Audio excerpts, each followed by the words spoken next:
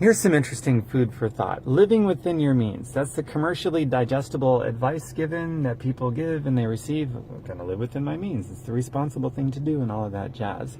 So, but if you're living within your means, what you currently know, what you currently can afford, what you currently have time for, and all of those things, and you're just happy living and being within your means, isn't that the same exact thing as living inside of a box? Like your means represents what you know so far, what you can do so far with the money, time, and resources that you have, and you're going to live within that. So you're living within this box.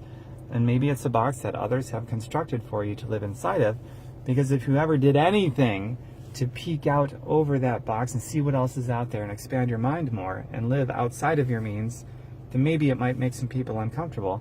Maybe it would make you uncomfortable because you're happy living inside of a box. I mean, your means. And then there's those of us like me, wild, free spirits, or just free spirits. It doesn't have to be wild, but we like to be free, and we constantly like to learn new things. We don't want to stay within our means. We don't want to stay within what we currently can afford. We want to expand our means, and it's not about being irresponsible, like racking up debt that we never pay off, or racking up debt, period, like consumer debt. No, that's not what that means. So we want to be able to expand what we're learning, maybe expand our vocabulary, expand our point of view and look at other people's challenging point of views that challenge ours. And then we also want to be able to have more free time, and we also be able to want to have more money. And this is all part of expanding your means and getting outside of that box and not being totally happy with where we're at. Be happy with where we're at, but at the same time, we can hold two thoughts in our heads at once. We're human.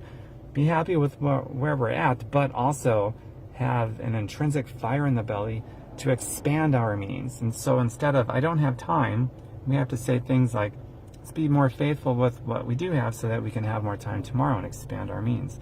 Instead of, I don't have money, I can't afford.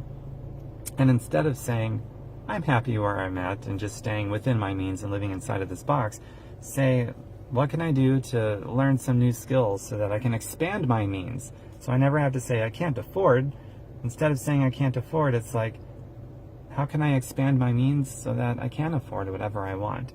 How can I expand my means so that I can have more time freedom? How can I expand how I think so that I can pick up the skills and the possibilities and learn from whoever I need to learn from so that I can expand my means and get all this stuff, these things, and create more experiences, which isn't stuff and things. But there's a relationship between tangible and non-tangible, and the soul and the spirit. And we have to recognize that. Same thing with money and time freedom so that we can create those experiences. It's all found in expanding my means. Instead of saying, I have to pick that or that, either or, that's poor. That's living within your means and being okay with it, like accepting it.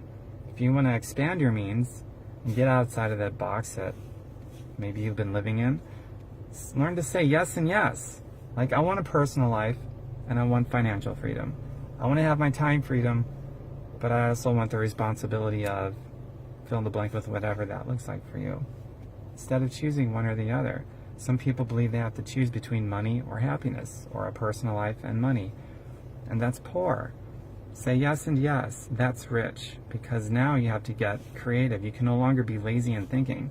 If you want to be lazy in thinking, you can do either or, because now you no longer have to think or solve problems. But if you want to be rich and creative instead of poor and lazy, start learning how to say yes and yes, and how can I fill in the blank so that I can fill in the blank, expand my means so I can do yes and yes. That's rich and creative, and that's getting outside of the box.